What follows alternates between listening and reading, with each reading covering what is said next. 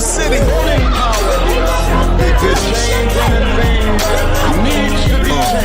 Politics, progress, game boards, objects viewed like pawns till we change up our mindset. Value of the dollars at the center of this conflict. Their lives only matter if they serve to make a profit. But if a midget sees further on the shoulders of the giant, then we should see further than the tyrant and build a future within the alliance where success is our science in the quest to go higher. It's the heart of the city. Wake up, world. Welcome to HeartCity TV. I'm your host, Malik Boyd. I hope that wherever you are, you're in good spirits and all is truly well. Yes, we are at the morning after, and it is clear that America is still divided about who its leader will be. Clearly, there are millions of votes still coming in. We're watching the major outlets talking to the campaigns. There's much to discuss. And there's still lots of conversation, not just around the vote count, but more importantly, the heart of America and what is going to happen with this country. How do we move forward? How do we begin to heal a country that has become divided by the day? This show will break all of that down. We'll do our best to answer all the questions that you've posed to us throughout the week.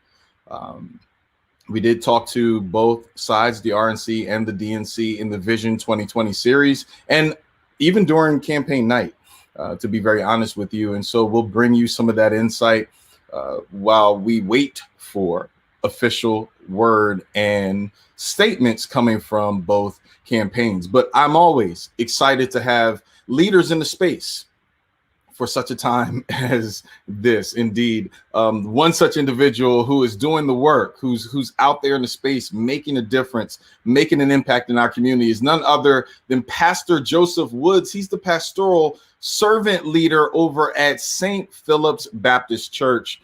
This brother is absolutely amazing, and I'm excited to have him on the show to cover us in prayer. Welcome home, Pastor. It's great to have you on HeartCity. It's great to be here. It's a privilege. So we had a conversation in the back stage about not just the election, but how we heal. You're doing that work and have been doing it long before this election, long before 2020, the scars, the activities that created the scars, the trauma, the emotional impact have existed and have prevailed in this country and in our communities. And so, Pastor, with all that you know, with all that you've experienced, I'm going to ask you to lead us into our 2-minute prayer for the city. Sure. Let us pray. Father, we come right now because you are sovereign and absolutely in control, and we find ourselves in this moment in our nation and world in the waiting room, waiting for the leader that you have ordained for this nation. And as we are there and as we grapple with so much going on in our nation and world, we look to you. We need your peace, healing, restoration. We need your leadership and your guidance. We know that the government is upon your shoulder and that you are sovereign even in the midst of all that we're facing right now. So we look to you. We don't lean to our own understanding. We acknowledge you and we thank you for directing our path. So as you do that, we will continue to give you glory, honor, and praise. In Jesus' name we pray. Amen. Amen. Pastor, where do we go from here? I mean, there's going to be a leader of the free world as we know it. There's going to be someone who will sit in 1600 Pennsylvania and govern. Not just the community in the country. Where should Christians be? Those who are believers. This is a very unique space for those who believe in a true and risen Savior. And so talk about that perspective and where the church should be positioned. I think, number one, we as individuals, as Christians, as believers, we must first start out with our own health. If you think about riding on an airplane, they always tell you in the case of turbulence, make sure you put the mask on yourself first and right. help someone else. So I think we need to, at this time, take time to look at our own spiritual relationship, walk with God, mental health. I was talking with our seniors today as they're looking at this screen, looking at the results, hoping for this and disappointed by some things and not others. We need to take our spiritual walk, health, mental health into consideration so that we can process all this going on and then help to have conversations with family, community to deal with all that we're dealing with in the midst of the pandemic, the social unrest, and obviously what's going on politically in our world and nation. So should Christians be involved in politics? And this is a question that many wonder, especially those that are outside of the faith, and even sometimes those who are new to the faith in our learning. I call it still in discipleship class. That's the term that I would use. Many believe, okay, well, God's got it. He's in control. So if he's in control, why should I vote? Why should I be engaged? Why should I worry about what Caesar is doing? When you hear that thought process, what comes to mind? Well, if we are believers as Christians, obviously the word should be our guide and give us direction. So Sure.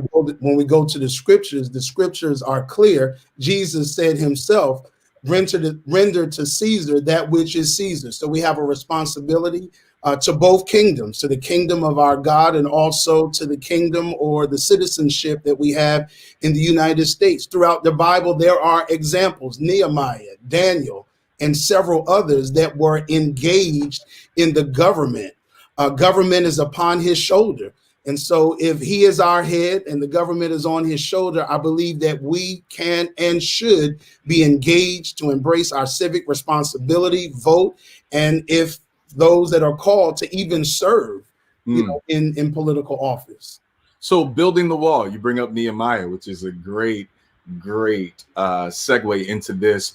Our community has some work to do as it relates to building, ensuring the success of our community, the economic vibrancy of our community, making sure the dollar stays in our community and circulates and does what it's supposed to do for our people.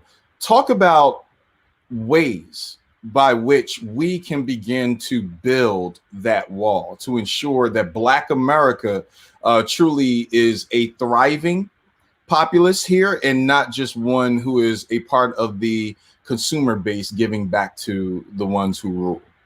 Well, I'll use that Nehemiah model. So Nehemiah, the first thing he did when he saw the condition of the land, he did an assessment of where we are. And I don't think we do enough assessment. I think what we do every 4 years, or if it's a Congress every 2 years, when election time comes, we get all energized and engaged and focused. And as soon as the election is over, as soon as 270 hits the screen, we go back to life as usual and the conversation cease. So I think it starts with assessment where we are. What is the condition of the wall? What is the condition of the community? What is the condition of Black America? What is the condition of economics? Where do we stand as it relates to healthcare and such issues that are everyday table family issues? And then after that assessment, there needs to be conversations within our community, but there also needs to be a conversation of accountability with those that we just elected. And so it's not just every 4 years we're going to line up behind you and get excited and wear your pins and put your flyers, in our church and have you speak in our pulpit. There must be accountability beyond the election and inauguration. So I love where you went with that because, I don't need your church fan on my pew. What we need is the economic impact so we can pay for the air condition and we'll never need church fans again. And so talk about you're right in Hamilton, New Jersey. That's where the Lord has placed you to serve. Talk about the election, the feeling that's there in Hamilton, New Jersey, and the footprint by which you serve. Are people excited? Are they anxious? Do they believe that their desired outcome will come to pass? It's much anxiety. Folks are absolutely scared and they see the numbers changing on the screen. Again, I had a call today with our seniors and that was the topic. Everybody, who has what state and all of that. There's anxiety. There's hope that things are going to change. But as they look, there are many that are not surprised if the result is that we reelect the current president, many will not be surprised, even though they have exercised their right to have a different outcome. They see the divisiveness, they see the lies, they see the agenda, and then they see that at the end of the day, we are still a divided nation. And that there are some that still have an agenda of divisiveness and hate, and that agenda is being embraced by half of the country. And so people are scared. People don't know even if the person they voted for ends up in the Oval Office, what does that mean with Congress? What does that mean with working with the party across the aisle? There's no more neighborhood. There's no more conversation. There's no more the old John McCain type Republican that could talk to Democrat and that they could argue on the floor and then go have lunch together. We're not hearing of those conversations anymore. And so it's a thing of, if you don't agree with me, then we'll get someone to challenge you in the primary. And that type of ill is what we're seeing coming out of our leadership. So folk don't have confidence in their leadership. They're hopeful, but there's a lack of confidence there. There's a challenge even in the church around white evangelicals and the Black church. We saw Christianity in a global sense divided around positions. Evangelicals, white evangelicals, largely went for President Trump, and an incumbency was their desired goal, to retain office and continue. The Black church, in a very large way, spoke out and said, we want to see Vice President Biden and Senator Kamala Harris as a ticket. Is there reconciliation that can happen between white evangelicals and the Black church? Obviously, Christianity should be the premise: loving each other, loving our brothers, wanting the best for our brothers, being willing to lay down our lives for our brothers. Yet some of those scriptures have yet to come to pass and be a true bridge between the churches. And so talk about what your perspective is on that, and can it really happen? Is that going to be one of the crucial elements to healing the country? Is it possible? Yes. Will it happen anytime soon? My honest assessment is no. Wow. And I'll give you an example of what I've attempted to do here in Hamilton. I have scheduled a conversation dealing with race and some of the issues that's facing our community. And my intent is to have people from different perspectives come into the same room, and let's just start with conversation. But folk don't want to do it. There's a segment that wants to stay mad, stay angry, and stay to themselves with that anger. And then there's another side that wants to stay happy with their entitlement, and the two don't want to come together and have conversation. And so until there is an openness of conversation to even get to a point where we can talk, it doesn't mean we're going to agree on every aspect of every policy and every issue that comes before us, but can we just come into a room and have a conversation to know what the issues are, talk about the details of that, and then let the reconciliation process, at least at minimum, start with conversation. But if we continue to only talk at and over each other, as we see modeled even in our national leadership, that reconciliation will be further and further away from where we are right now. And you bring up a real crucial point. Leadership is a very critical component to healing. What is not modeled often does not grow. Right. And so if there is because either way, it's going to be a contentious result. Right. There will be much resentment. And so it's going to be on both parties, on both candidates, on both vice president and president, on both sides, to model the healing that is needed in this country. But local leaders also have an ability too, because we touch heartstrings that 1600 Pennsylvania will never touch. And so from your heart to some of those leaders who are listening right now going, look, my city, just finished rioting, like in Philadelphia over Walter Wallace Jr. and the police involved shooting. My city is still dealing with inadequate funding of education. My city's in chaos because we still don't believe that we'll ever see the results that we've been marching and fighting for. What would you say to those leaders right now in this moment? A couple of things. One thing I would say is you have to keep your heart and your ears open regardless of what we're going through. Number one. Number two, you have to start on your corner. Yes, we're looking to national government and so forth to help along, but God has given each pastor, each community leader, your corner. My corner is Hamilton. And so I have a responsibility to be faithful there, to generate conversation there, to open my ears and hearts to different segments of the community here. And if I do what needs to be done in Hamilton and somebody else does what needs to be done in Philly and someone else in Camden and somebody else in Detroit, as we take each corner, our little area of influence in the world that God has given to us, one street at a time, one home at a time, one street at a time, one area at a time, we can overcome, we can get further than we are. I still believe it's going to be a long haul, but we have to start somewhere in just the little space that God has given to each and every one of us. Talking about that footprint in Hamilton, New Jersey, what's happening on your side of the kingdom? Oh, it's quite a bit going on, obviously, with the social unrest and with COVID. One of the things that we are focused on here at St. Phillips is the health and safety of everyone, be it mental, be it physical, obviously spiritual.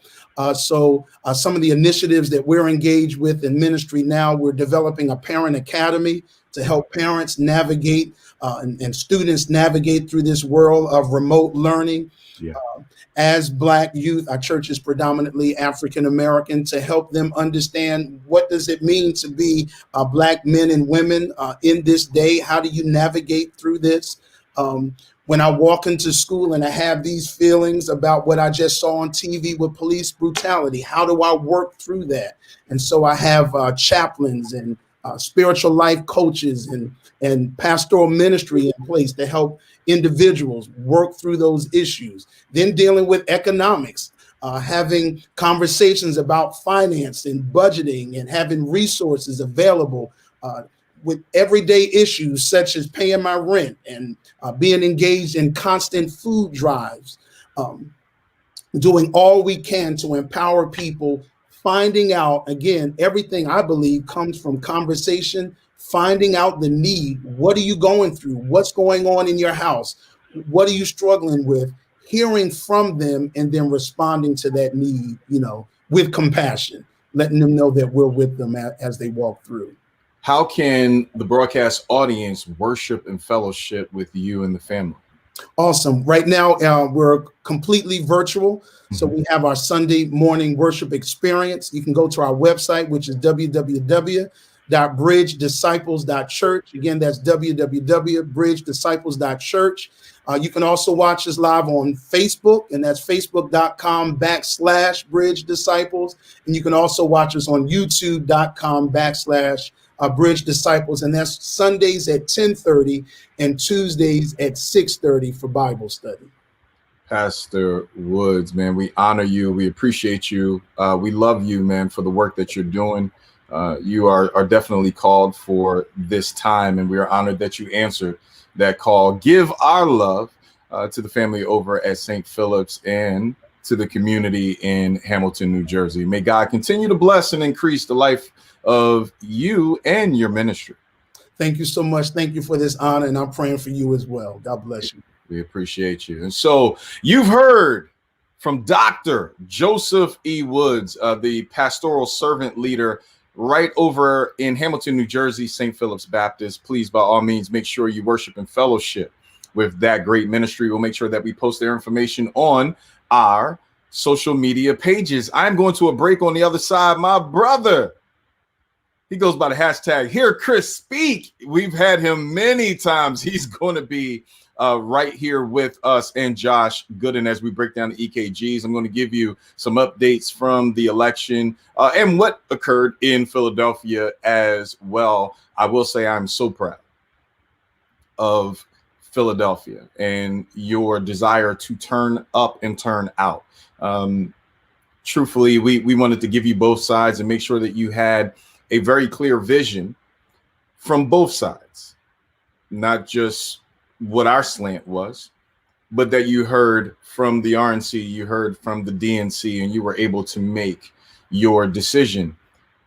It looks like from every analysis that we have seen, including some of the opportunities to sit in war rooms around the city, that Philadelphia just simply outperformed projections. And so I am excited to see the millions of votes that will come in and how that reflects on the presidential election.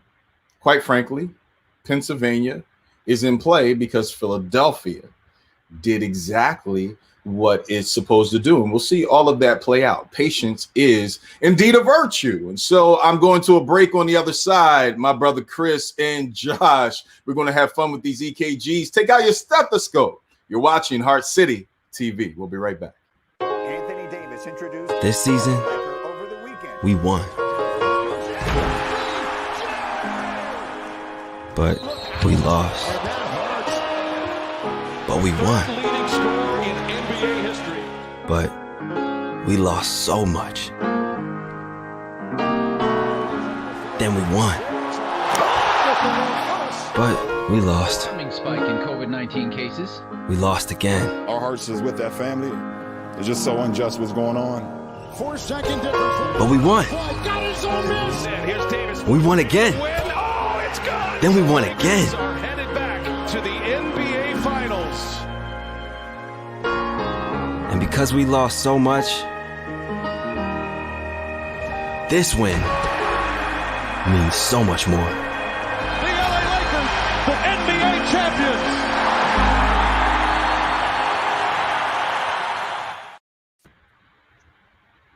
Yo, what's up? This is Will I Am, and you're watching Heart City TV.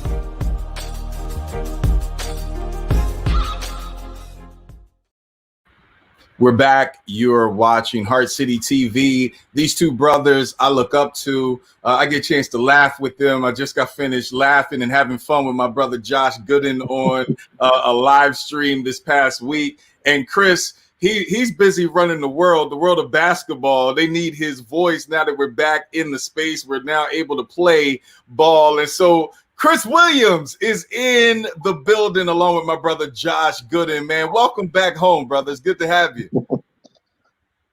Good to be here. Can you hear me? All right, Chris, we need text your audio. Let's see if we can hear you. You might want to take the mic check testing 1 2. Yeah. All right, yeah, we got you. We got you, man. So first off, welcome home. All right, cool.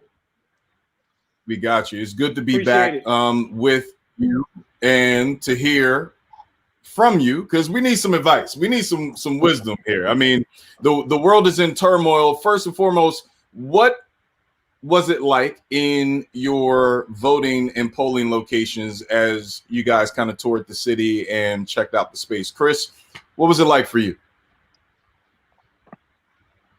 Well, again, thank you so much for having me. It's always a pleasure.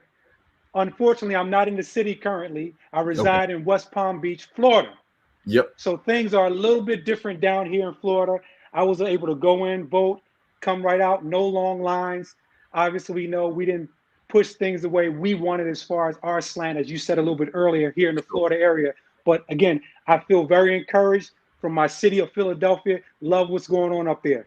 Yeah, look, so Josh, I want to be like Chris when I grow up, where I don't have to stand in a long line. I get the VIP treatment. Absolutely. You know, where they bring in the big time broadcasters and let us go right up to the booth. Right.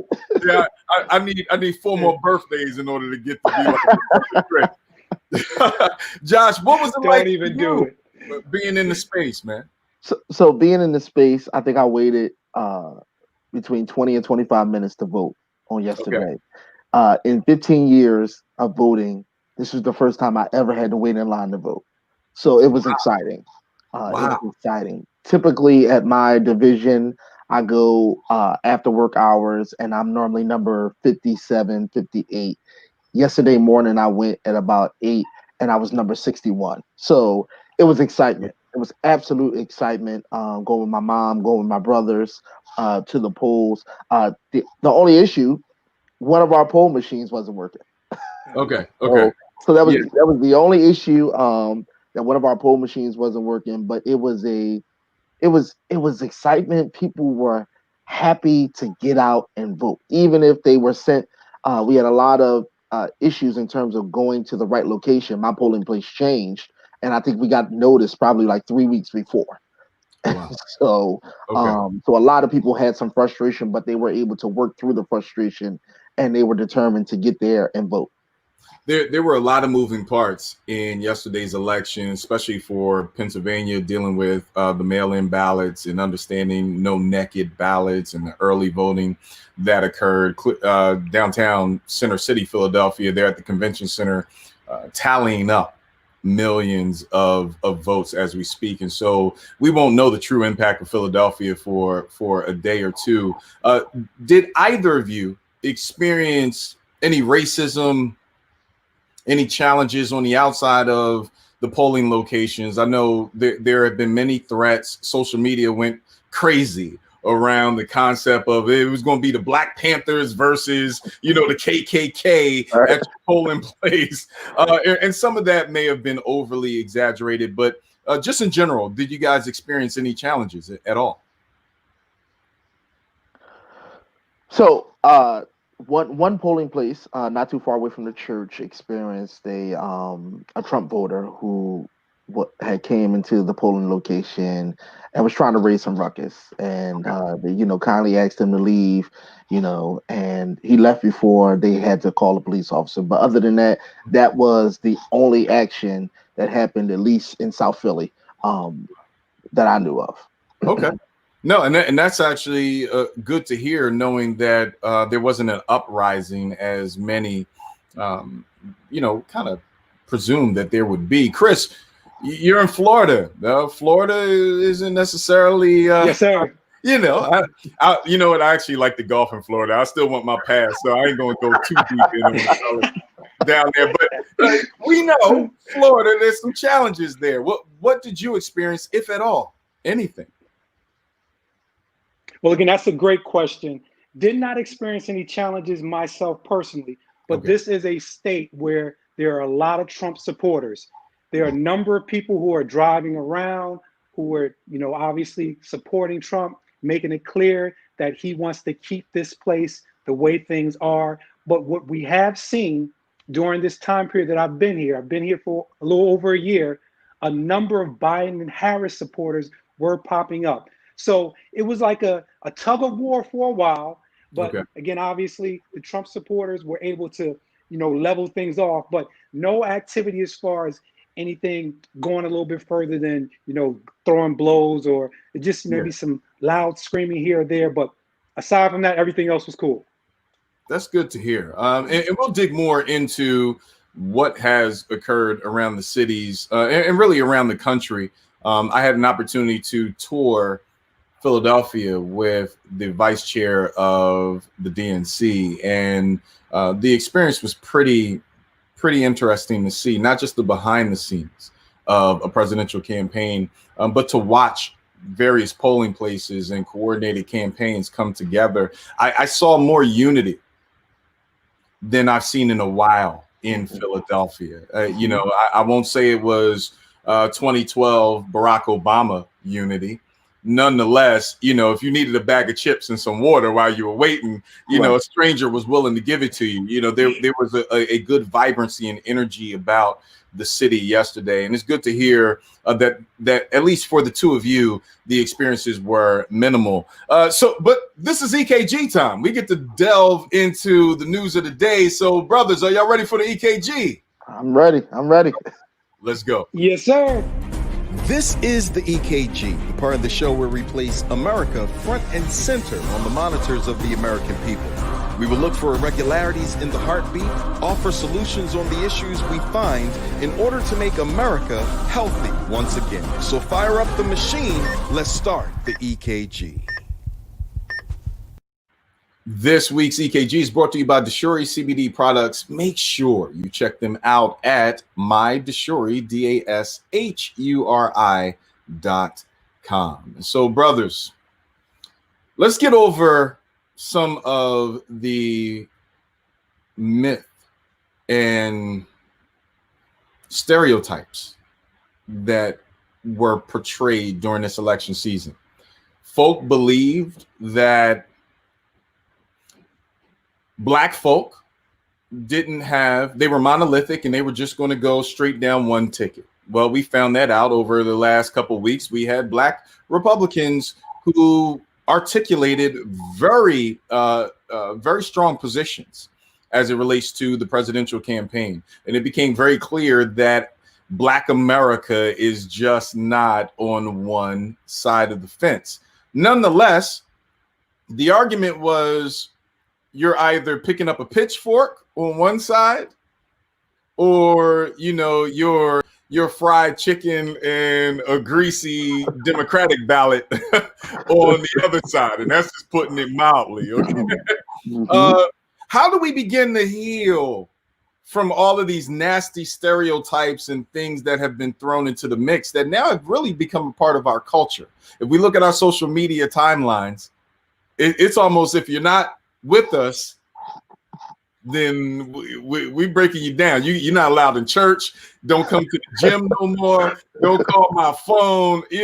And how do we heal as Black America having different opinions and different positions? Chris, what's your thoughts?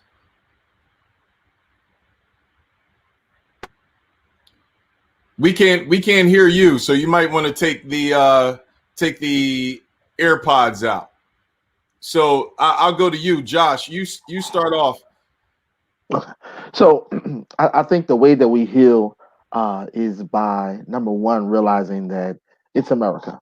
And so America is, everybody has their plan or their envision of how they think America should go. But at the end of the day, we have to think about what's best for America, the future of America, the children of America, the families of America. And so it's an election, I think somebody, posted, choosing a candidate is not about falling in love. It's just making the decision of who you want to run the country. And so we can make this a deep romance type situation, or we can, just decide that this is who is going to be running the free world, and we can move on and do our part in the midst of it. But I think majoring in the minors is what we tend to do when we get caught up on, well, if you didn't vote Democrat, then you ain't with me, and we have to move beyond those stereotypes and really understand that we have to make our communities better, the education systems better. The priorities have to be in their right positions if we're going to heal. If we're going to heal. Chris, I love that answer. What's your thought? Having an audio issue, but I think I can answer right after. One of the things when you look at this is you have to have an attitude of gratitude, understanding we appreciate the opportunity to be in a position to make change. And I believe that's what is going on right now. You talked about in Philadelphia, people coming out wanting to help one another. That's the type of attitude we need to have. My platform as a speaker is positive energy is a gift. I think when that energy is good, that is a good start. When you talk about politics, it can get very tricky if you don't understand everything. I'll be the first to tell you, I don't understand everything, but I'm consistently learning. I kind of liken it to looking at the number 6. When you look at this 6, it's clear to everyone, since we've been very young and taught that this is a 6. However, when you talk about politics, you have to go to the other side.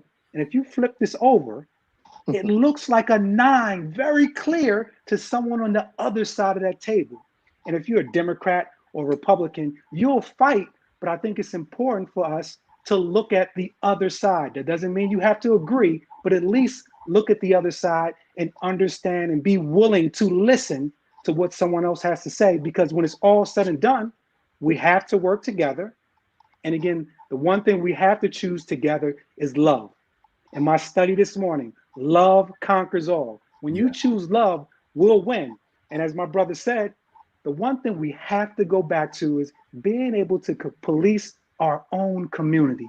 That's huge. My heart goes out to my city of Philadelphia because I'm not there, but I think a lot of our issues come from not policing ourselves well. Malik, I always commend you. When you lived on the block with my parents, you would always go out of your way to assist them. You're not their son, but again, our families, our communities work together. We knew each other.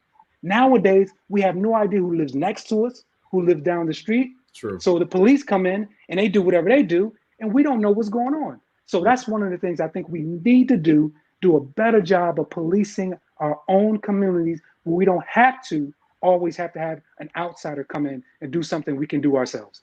Well, the first thing is I need to do a better job as a host of bringing in visuals. Josh, he brought in visuals and everything. Flipped the I wasn't prepared. Listen, but you're spot on. Chris is such a great presentation because just that one flip gave it a total different position and value placement in the chain, right? And so that is extremely important as we talk about our communities and how we move forward. I'm going to play something that Van Jones talked about on CNN yesterday, and I think it's such a crucial point that he brought up, and I'm going to get your feedback on Van's point. I think a lot of Democrats are hurt tonight. I think there's a lot of hurt out there. There's a moral victory and there's a political victory. They're not the same thing. The political victory still may come. But I think for people who saw babies being snatched away from their mothers at the border, for people who are sending their kids into schools where the N-word is now being used against them, for people who have seen this wave of intolerance, they wanted a moral victory tonight. We wanted to see a repudiation of this direction for the country. And the fact that it's this close, I think, it hurts. It just hurts. I think people got their hopes up looking at those polls. The political victory, I think, is still possible because you still have Pennsylvania, Michigan, Wisconsin, Nevada, Arizona, Nebraska too. The political victory may yet come. But I think I have to be honest tonight that I think people who there were people who were hoping for a big repudiation, and that has not yet come. And a lot of people are hurt and scared tonight in the Democratic Party. Senator Santorum, would you rather be on the Biden team or would you rather be on the Trump team tonight? Looking at the map right now, I like where Donald Trump is sitting. I look at Pennsylvania. In the White House. What's that? You like that he's sitting in the White House? And I think he'll be sitting there for the next 4 years. I am so frustrated with CNN hosts, right? I cannot stand this game of trying to lead people towards your desired agenda. If that's the point, don't bring the guests on and just speak your mind. Like if you're clear, it was clear that white male host was leading Rick Santorum not towards a reconciliation moment, but he wanted to make sure that he stayed purely on the other side of the issue.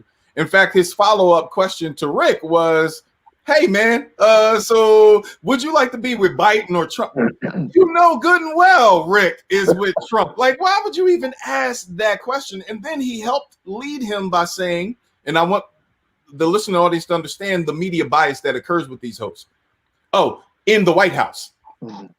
Yeah, like he was very clear and deliberate to keep Rick and Van away from unity. Meanwhile, Van was saying America wanted more today. Many Americans wanted someone to say, stop the madness, whatever they perceived it to be in their mind.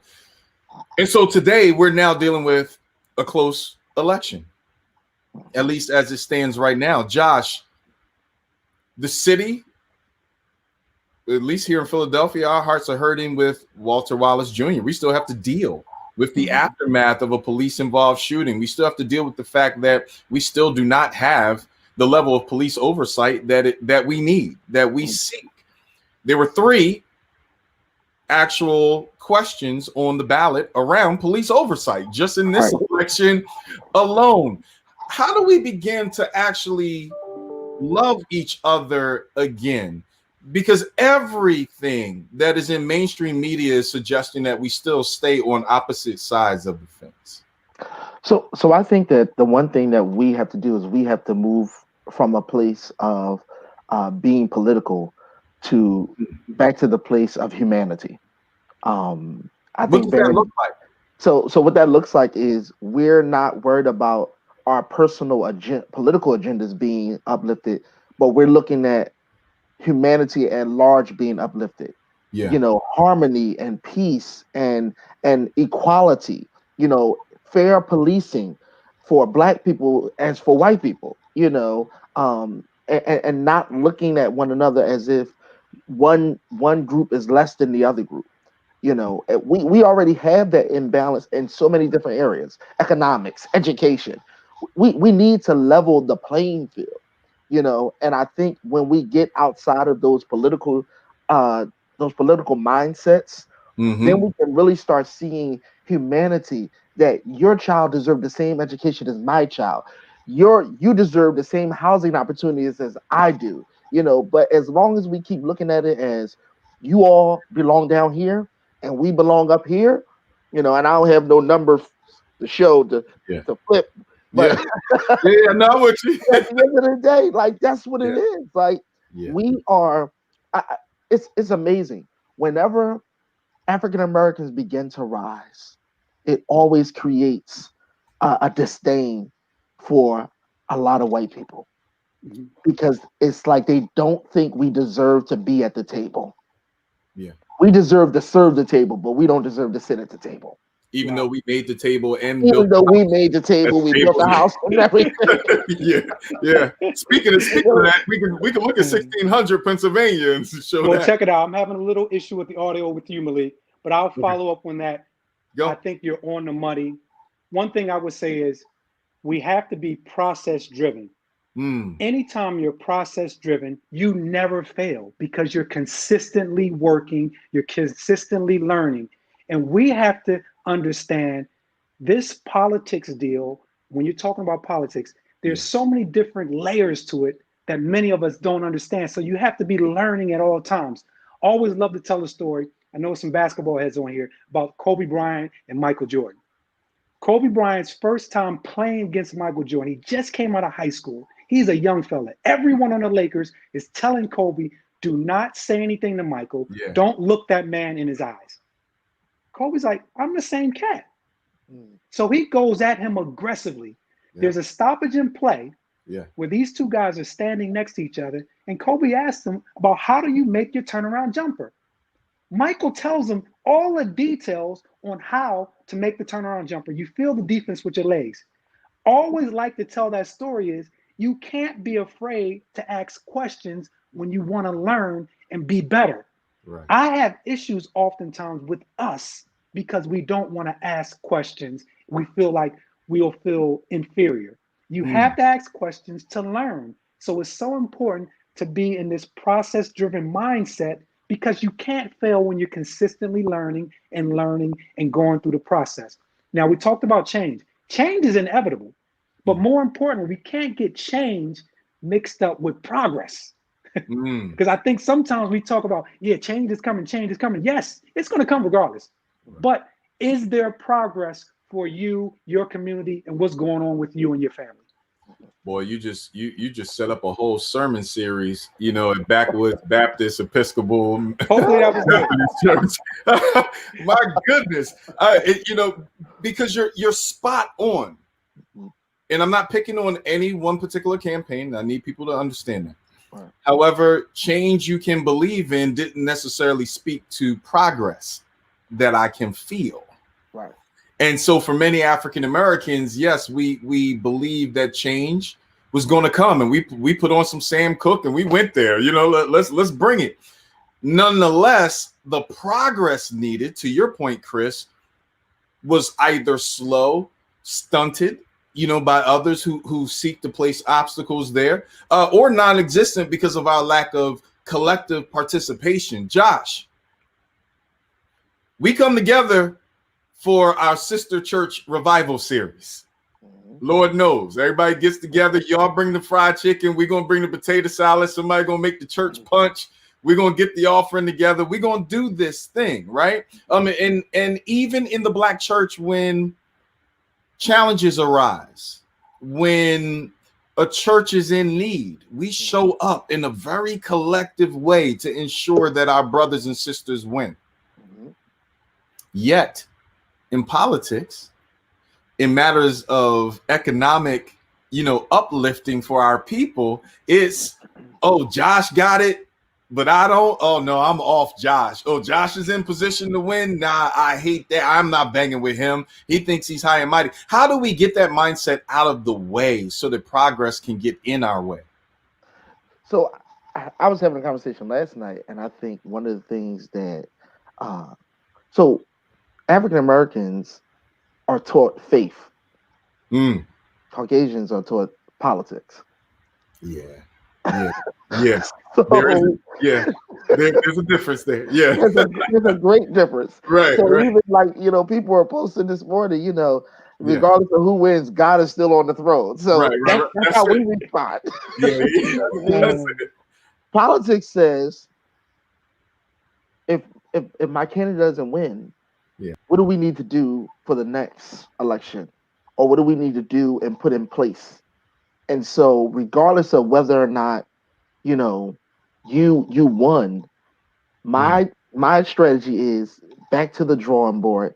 And now I need to create a network of how we can achieve what we went after, what we lost the last time. And so I think what has to happen is we have to get beyond this mindset of we're just islands by ourselves. Right. The beloved community, the collective whole. That's what Jesus always spoke to. But yet it seems like if people are faith or following God, and he was always pushing coming together, yet we allow ourselves to be so divided. And divided over, in reality, pennies. Yes. Pennies. Yes. Indeed. Pennies. Indeed. So if we really want to come together, we have to realize that our pennies are greater together. Yeah. That's what we have to accept the mindset of. We can't do it by ourselves. We have to come together. It's interesting because we use a scripture, bring ye all the tithes into the storehouse that there may be meat in my house. And on one side, we love to give that scripture when it's offering time. But in the sense of politics, it is still equally the same. Bring the tithes into the storehouse that there may be meat in my house so that we can eat during that famine time. Why is it so I'll talk about me, Chris, and you might laugh at this, but I grew up in a very traditional church. We did not have drums and we didn't have a Brother Jackson on the bass and somebody doing saxophone. We didn't have all of that. And when it was time for offering, because it was a free will offering, some of our church folk understand that one better by and by. We had deacons that would say, they do the first pass and they didn't get enough. They didn't hit the goal. And so they had to come back and go, brothers and sisters, we're almost there. We're going to pass the pan around, beloved. And if you whatever God has on your heart, I'll start off with a $20 bill. If you, are moved by God to give to the offering. The Black church had trouble, at least during that time, even hitting the goal on a Sunday. Understanding, Chris, that money is the mother's milk of politics. It's not just voting. That's stage one.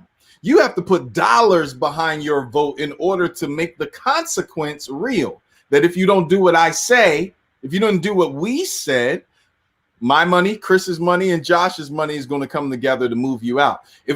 How do we get people into the mindset that the level of excellence in execution in politics requires a commitment of capital?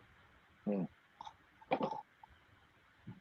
again, I'm having an audio issue. If you can't lead me in with anything, and I'll chime in. So Josh, you heard the question. So you start off the question, and then we'll have Chris pick it up on the back end about that commitment to capital to make excellence a reality. So in terms of how do we teach this understanding or get our people to understand a commitment to capital, in order to change our narrative, change our reality. I think we have to begin to change what we value. And so, what sense does it make to get PUHX and everybody's in the Gucci line? Come on. But you can't pay your rent. You don't even own properties. You're renting. Not knocking renters, but why not have your own property instead of paying somebody else to live? Right. You know, and so if we change what we value, if we, that's how, and if we understand that it takes money, it takes money. Let me say this real fast. Absolutely. We talked about the church. Yep. You know, everybody want the church to do this stuff, do these things, feed the homeless, and have this program and have this activity, have that event. But then we forget the fact that it takes money for these things to happen. And so we have to, I think that we don't value money properly. I think that's one of the issues. We don't value money properly because as soon as we get a little bit of it, we begin to buy things and do things outside of what we can afford. And then once the money is gone, we're left with what? Right. You got Gucci, but you can't even eat. Yeah. And Gucci, again, I love Gucci that and Louis concept. Vuitton in the projects is not a good look. Right. Absolutely. I think it's so important, gentlemen, when you're talking about money, the most important word in the English language is we. You can't do anything special, extraordinary, awesome by yourself. You need others to help. We have to do a better job, like we said earlier, of teaching our younger group the importance of money.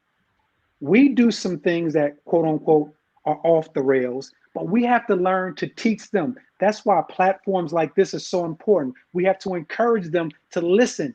And again, we breed hope. When they see guys like us who've been successful, who've done some things, you know what? I'd rather try it their way because it looks like it works. Yeah. Spending money correctly. I own some properties, those type of things. But we have to make a conscious effort to strongly work hard with these young people, the ones underneath us, and let them know these are the things that will sustain you for a long period of time. That Gucci or whatever it be, maybe for a short period of time, but we're trying to build wealth. Right. See, these are the words that we have to toss out so they hear it consistently. And again, that word hope is so big because it allows them to see something they can look forward to. You know, without hope, you don't care. And there's so many young people in our communities who are hopeless. That's why they have no problem killing each other. Yeah. They don't see the hope. And we have to do a better job to show them, yes, there's hope. You can make it. There's a way out, doing it the right way. You know, D. Rao just made a comment in our feeds saying, look, that sounds like financial literacy. I am a firm believer that that's something that we should be talking about every day. And especially, you know, in the church as well, right? Businesses should be generated through the church. That should be even part of our youth ministries, making sure that our young folk understand, you know, how to build a trust. So that at 40, they understand that they're putting their assets in the trust and putting their kids through school and doing the things that make it all make sense. Brenda Lee said, look, you better say that. Sound like y'all were preaching and she's sitting in the second pew giving it to y'all. That's the truth, right? Financial literacy is certainly the missing link. She says, look, even I have a solution for that. It's important that those who have the minds to share are sharing, to Chris's point. Now, Chris has on the shirt, he says, native of Zamunda, talking about wealth. And I get it. So, you know, Zamunda, we know is from Coming to America. I love that movie, right? But to Chris's point and to your point, Josh, it's not just about being selfish with our wealth, but also understanding how that wealth comes. I'll never forget that one critical piece where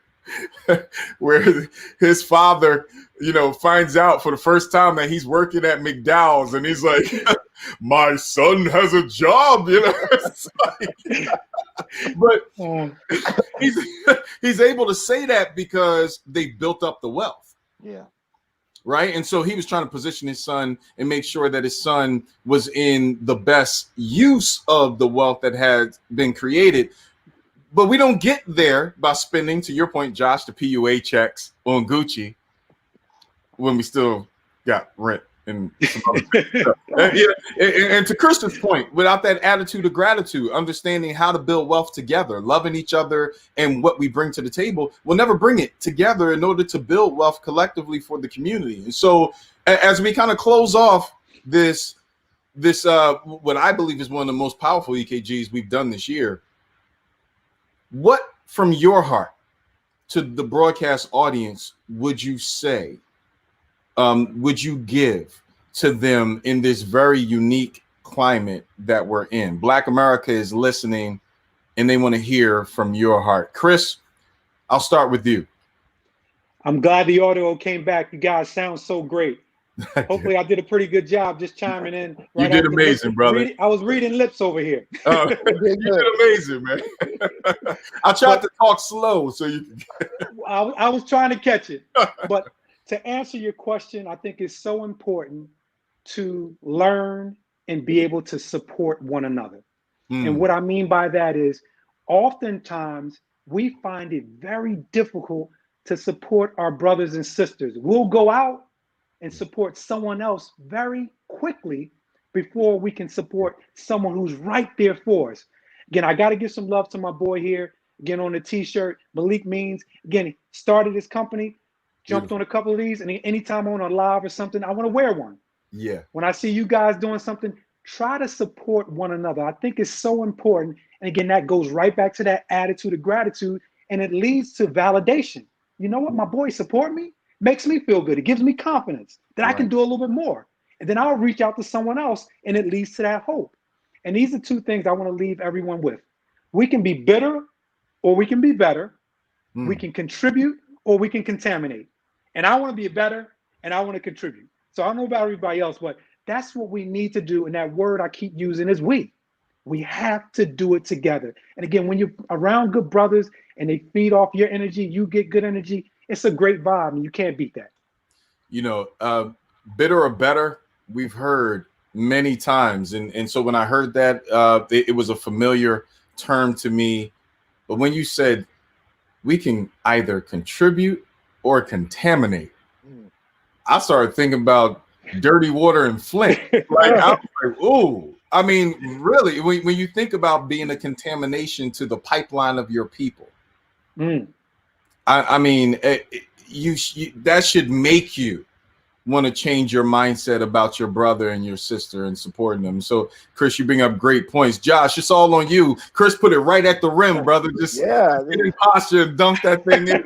It's like a platform service having to be a closer.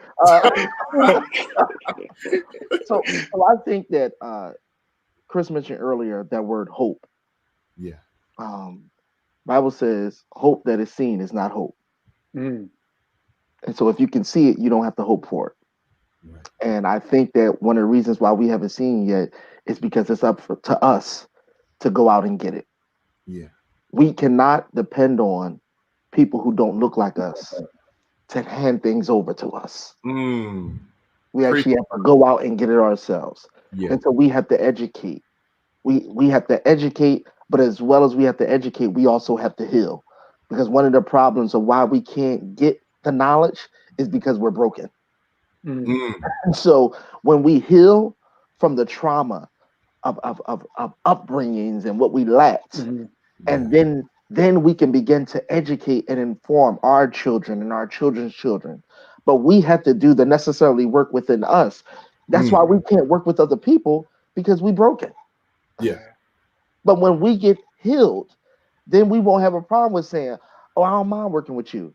Because listen, I ain't got nothing to lose at this point. Right. I've been broken. So now I'll have no other choice but to rise.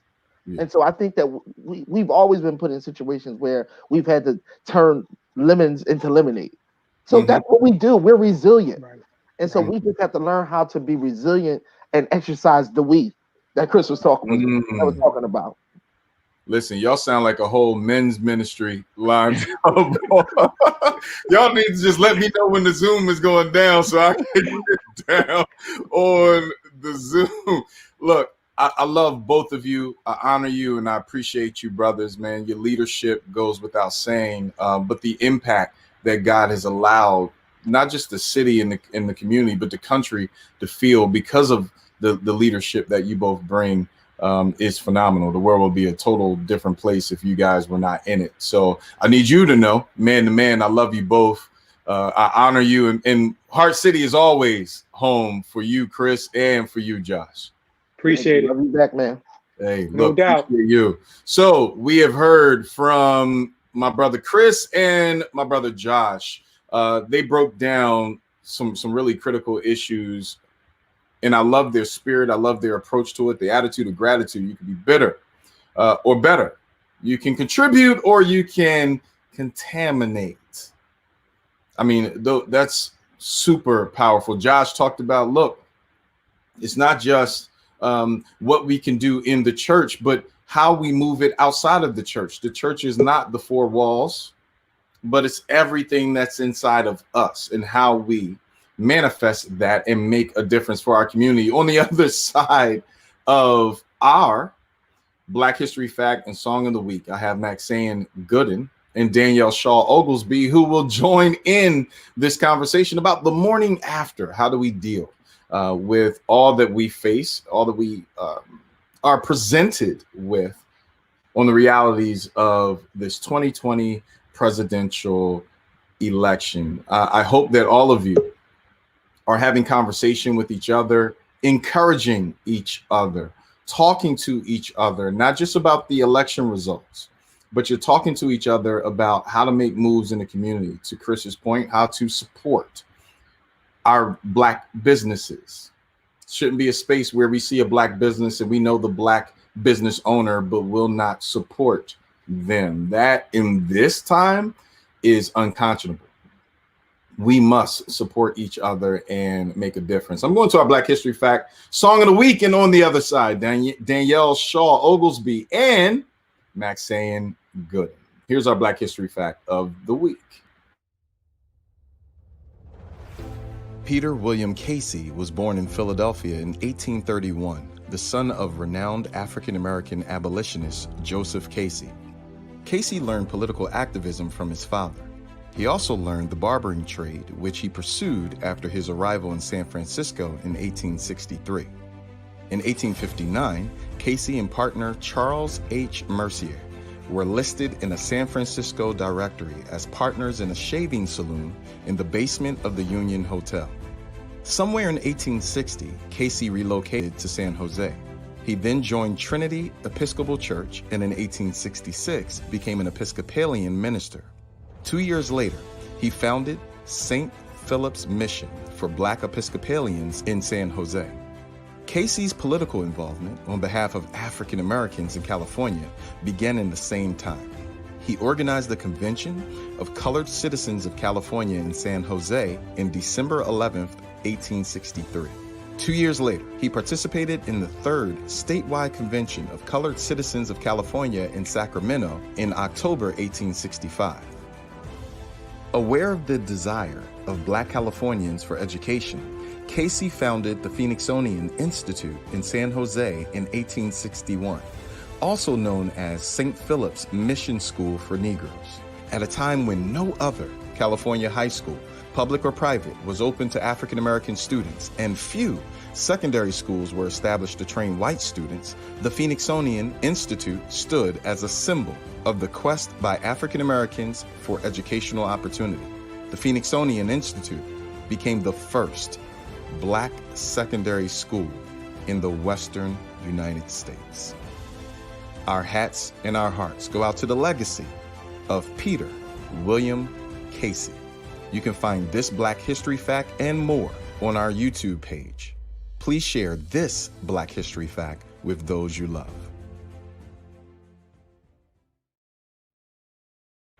I am so excited about that Black History fact. Please, all of these Black History facts are so important. I'm hoping that you're sharing those facts with all of our young people, our future generations, and even stocking them up for yourselves. We have so much history, rich history and culture that goes far beyond just the famous names that you know.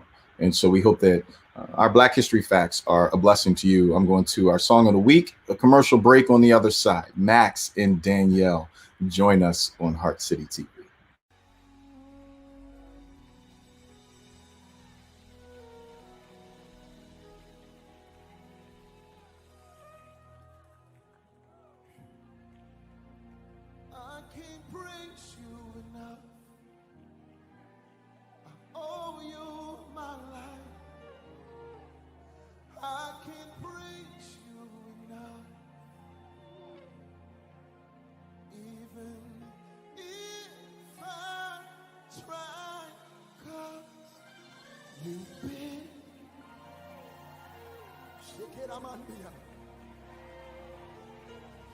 Oh God, you've been better than I would be to myself. God, you've been so good.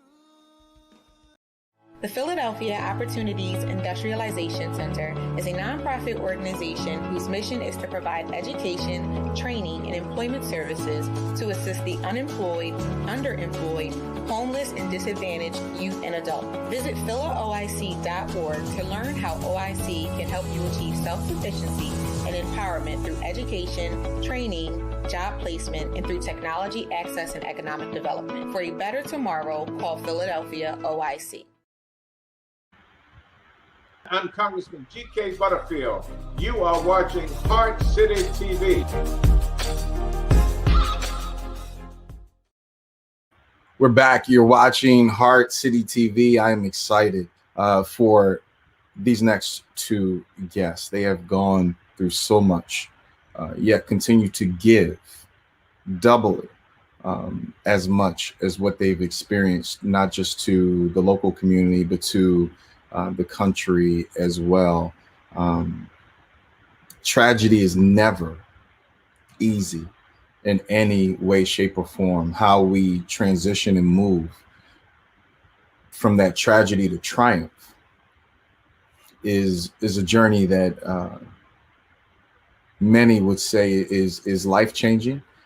Many would say is heart-wrenching, but those who have gone through it become some of our most amazing leaders, our most transformational leaders in the space. These two individuals are just that for us. And so I am excited to have Danielle Shaw-Oglesby, and y'all already know Maxayan Gooden. She's been on the show many times. To both of you, welcome home to Heart City. It's so great to have you with us today. Thank you so much. Thank you.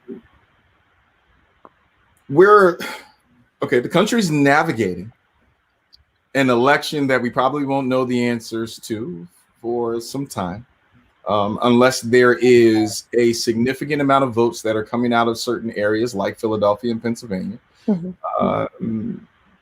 Some states won't even certify their votes till December 1st. And then at that point, a campaign has the ability to challenge.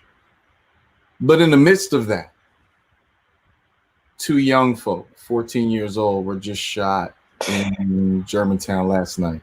And so while we sat and talked about elections, and while we shared memes, and while some of us tried to drink to cope with election results, we lost children all this week, all throughout the election cycle, and continue to have the murder rate climbing here in Philadelphia.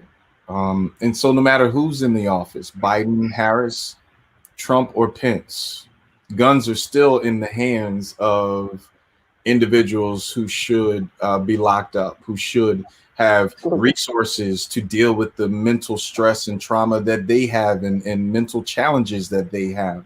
And the community is still trying to heal throughout all of it. Both of you are doing tremendous work in that very lane on the heels of something tragic happening in your lives. Danielle, it's not easy to talk about this, and I don't profess to know how to even ask these questions. And so I ask you both to bear with me as we have this conversation, but I think it's one that goes under the radar during times like this. And so when we're talking about politics and funding, organizations like the both of yours, the ones that you work through to give to our youth, I'll be honest, Max will appreciate this. It never goes funding. It never goes funded. It's never properly funded. They bring you to the press conference. They sit you next to the mic, and whoever the bigwig is that day puts their arm around you, tells you how much they love you. Yep. The paper puts you, they take the worst picture of you, teary-eyed, snot-nosed, and they put that on the front of the page. Yeah. But then they take money and give it to developers. They take money and put it inside a tax break so that we can get Delaware Avenue together and not, North Philly and some of these rough streets. They make sure that the gentrified areas next to the university have townhouses with tax credits, but heavy-handed policing that doesn't understand the nuances of our streets in some of our places of need. Danielle, you experienced a tragedy that got you here to this point as a leader. Yeah. Talk about that moment of recognizing that in this tragedy, God has a greater purpose. And he was using that situation to shine a light on your heart.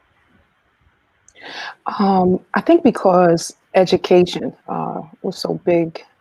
It's so big in our house, and we were always on her about education. When she passed, that still stuck with me, because we still have two younger boys too. So the education thing still stuck with me. And honestly, what led me to the foundation is I had a dream one night, and she came to me and she said, "Mom, I'm all right. I just need you to keep this light going. I need you to keep my legacy going." And her thing was, again, education, giving back to the community, helping people, just being that beacon of light. She was just that type of person. So that led me into, told me not to fall into the depression, not fall into the heartache, because it's going to be lifetime. It's amazing. We live with we're going to live a lifetime with a broken heart, where some may not think that it is possible. We are, myself, Maxayan, and Williesha, that will be on today. We are living proof that, we live with heartbreak. But to not get caught in that, and to make sure that my daughter's legacy, and that her, just a beautiful person that she was inside and out, that it continued to continue to press on and move on. And what better way was it to help other children and other students to want to further their education, so they can have, big careers. Because her thing was, let me get my education because, Mom, I'm going to make the big bucks so I can take care of you and my dad. So, I just want to be some type of gap filler for that, so that they can get to another level in honor of Dominique. What better and fitting way. And then, to keep my faith, and he keeps me going. God keeps me going, because a lot of people lose their faith. But I didn't lose my faith. And he told me if I don't lose my faith, that he will reward me, and he's going to reward me abundantly. And the fact that I keep my sanity, I feel like that is the one of the greatest rewards. As a father, the father who has a young daughter, two daughters, one college age and one who is really just beginning high school. it never occurs to me to have a thought around her losing her life. You know, with young boys, I think we tend to go in that lane, right? How to handle police, how to make sure that, you know, while you're abroad now, you can tell who the stick-up boys are, or, you know, we go through that lane because we want to bring the son home safely. Yeah. But somehow, and I'll be the first to put my hand up and admit, we miss that conversation around our young women. Yeah. Yeah. Yeah. For fathers and mothers who are watching right now, you lost Dominique to violence. We miss those conversations. What would you say to us? What are some of the things that you know now that you did not or may not have made priority, you know, as a parent, that you need us to know in this moment? I don't feel like I didn't do anything. I feel like that what I could say is that what you need to keep doing. Okay. I always instilled in her spirituality, love, family, community, inclusion. So she was always, you know, I would just have to say that you know, with your girls, you do have to keep them prepared. I'm sorry to be mumbling, you know, to be jumping over, but because I can't, we did those things with her, so I can't really say what I didn't do, because we're parents. We do want to protect our sons, and we give our sons that speech. See, well, for me, I still had to do that with her, because with her, it was a thing because she was very pretty. And I'm not just saying that because she was my daughter. Yeah. She was very pretty, and she was smart, and she was witty, and she could just light up a room. And see, with that comes a lot of hate, a lot of animosity, a lot of jealousy. So my husband and I had to prepare her for outside, you know? So it's a shame that we had to teach our daughter how to fight. And it's a shame, because why can't we be focused on something else, you know, other than, you know, giving her the tools to do this? But, you know, again, so that question, I'm sorry that I couldn't answer maybe in the way that you needed me to, but no, you did. You know, and I want you to understand, this is not a case in which we're trying to lead you towards answers. You know, I think it's important to really hear people's heart around that issue. You know, I thought about my youngest and the fact that she runs track and, you know, plays volleyball. I'm like, hey, okay, cool. So I am, you know, on the right page. And I had that same feeling as probably countless other parents like yourself, where you're going, yeah, but I got to teach you how to fight. You know, so yeah, we're going to talk about how to, you know, serve a volleyball, but I need you to be able to put somebody on their pockets too. But at the age of 14, right? And still, even if you learn how to put someone on their pockets, doesn't necessarily mean that you can make it home. Yeah. And because we also had to stress to her to pick her battles. You had to pick your battles. Not every argument or every altercation is worth, you know, coming to blows or whatever may have. You know, like I said again, you know, it's layman terms. You have to pick your battles, and that's what we told her: pick your battles and pick them wisely. Some things you can walk away from, because again, some things, unfortunately, you know, you will not. It's interesting that we have to have these kind of realities growing up, Max. You know, some of the biggest things that I was concerned about was how long I could keep my hand under the magnifying glass, you know, if I had it facing the sun, right? Like, you know, or burning ants with the magnifying glass. Sorry, Peter, you know, it's this year.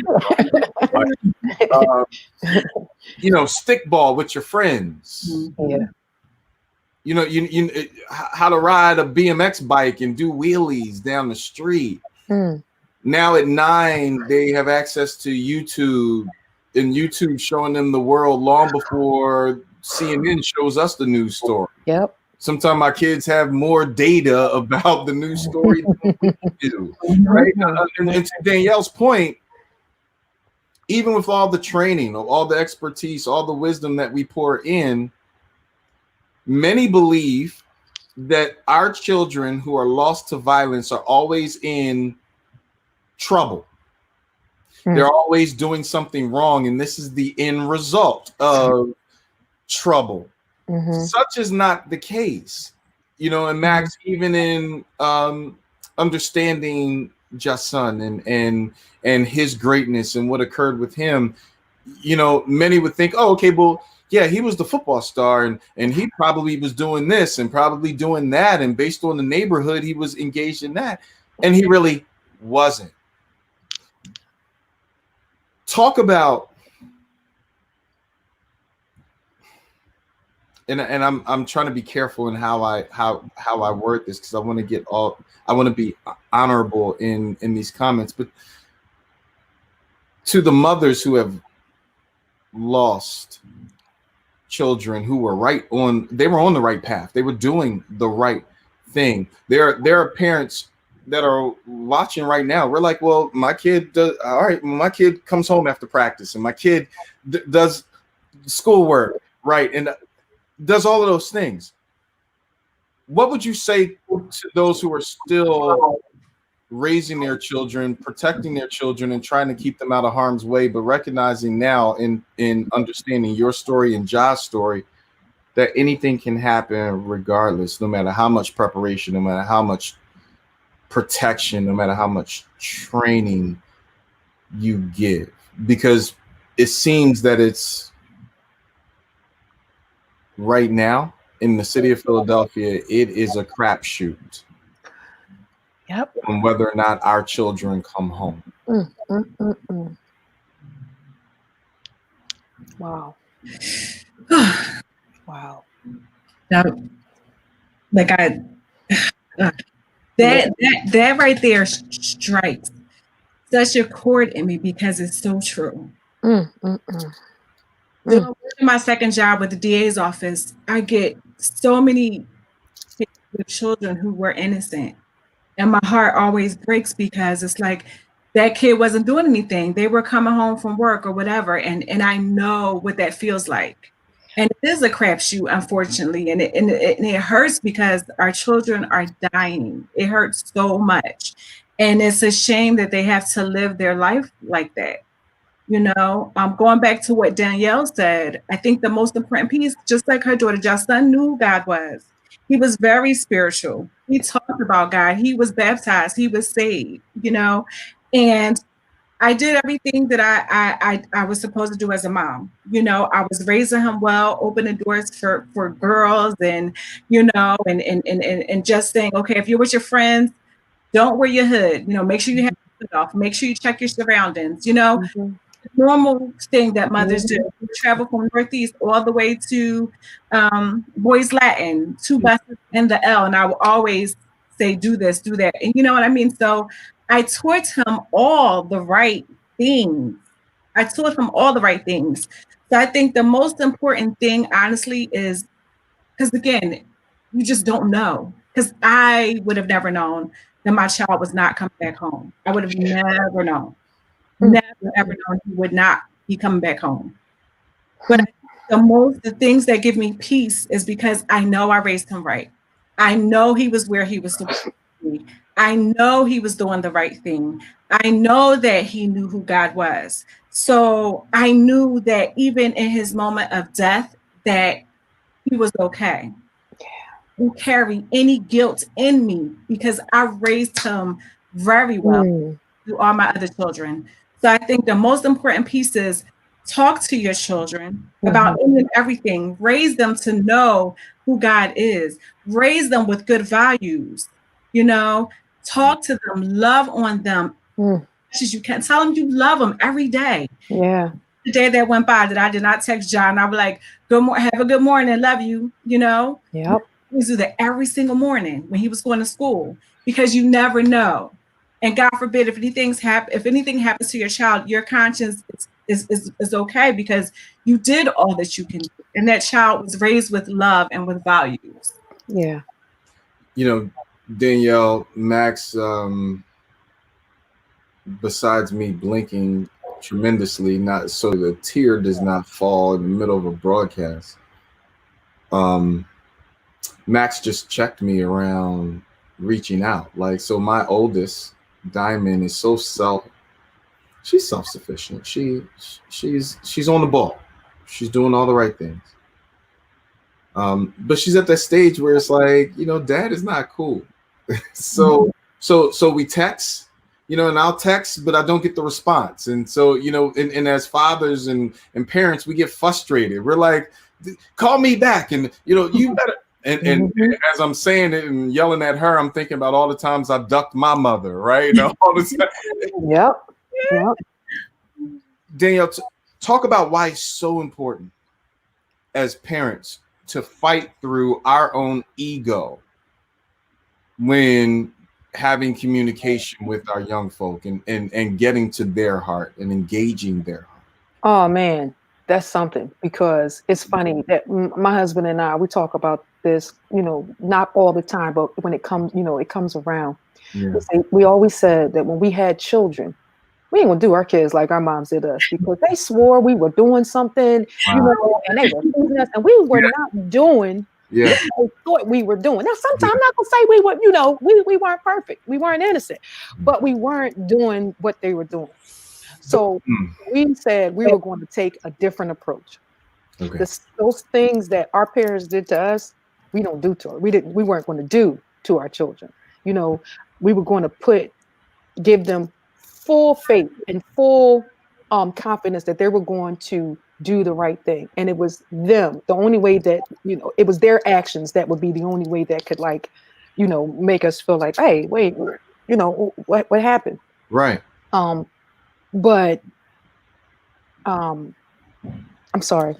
No, it's okay. My daughter's all over the place. It's okay. Yeah, I'll come back. No, it's okay. Well, I wanted to ask you anyway about the DomKimani scholarship and the work that you're doing with the foundation, because in all of this dialogue, there is much emotion and passion and energy that gets created around solving the issues. And you've chosen some very specific lanes by which to address our young people and give them a better way of life. And so talk about the foundation and the work that's being done. So I'm fairly new, and Maxine over here, which was my consultant, and y'all need to get with her. And you need to get with her. She's that the foundation is it's a scholarship foundation that we service children, senior students between the ages of 17 and I think it was like 20. It's a shame that I got to think about that, but I think it was like 17 and 20. Right. With a 3.0 grade point average or higher, and we supply them with a $500 or $1,000 scholarship. And we're new, so it just started, and we launched the foundation in May, and we were able to fund 2 students by August. So that was great. I wish we could have done more. I wish we could have gotten more, but like you said, when it's all good when they hear about it in the making, but then when you get it, when you put that foot to the pedal, everybody's oh yeah. But through the grace of God, we were able to do that. Listen, and I'll tell you, and this is no knock on any one particular organization, but there are community organizations and things that get formed that are around for years and are not as effective as some of the newer ones that are in the space, because it's where the heart is. Yeah. That's where the impact germinates from. And that's it felt so good. It felt so good to pull up to that student's house and to award her to award her the scholarship, that was great. And I just felt Dom there. I felt a presence around, and I just knew that she was just like really pleased by that. Right. Because this was a student, and just so happens, Michaela was going to Penn State, where Dom was graduating from. You know, because unfortunately Dominique was killed 2 months before graduating from Penn State with honors. You know, our girl worked really hard. She worked hard in high school. I mean, all through school, she stayed on honor roll. She had straight A's when she graduated, was the only student to maintain straight A's the whole year. It's just, it's something, but to be able to give back and to see that these young women, and not even just young women, because it was a girl, I had a female and a male that we were able to fund. So that to know that they still treasure and want to further their education is so great. Because my thing is, I always say this, and I've always told my daughter this, that they can steal a lot of things from you. The world can steal and take a lot of things from you, but they can never, ever take your mind, take what you have learned, take your education. They can't do anything about that. You know, you can take that and just continue to grow and continue to better yourself and better others. I think that advice, that perspective, is not just for our youth. That's something all of us can take with us and grow from. How does one who's watching this broadcast donate and support the great work that you and your husband are doing? Oh, I would really, really appreciate if you would. We have a website. It's dks.foundation. And it's the DomKimani Scholarship Foundation. You could go right on to the website. It will give you a short summary of who she was. Short is brief, brief but meaningful summary of who she was. We have a store on there so that you can buy some products to help us gain funding. And we have PayPal.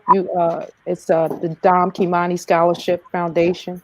And you can also come if you would like to reach me on Facebook. You can come on to Danielle Shaw-Oglesby, and my Instagram is D-Star Philly.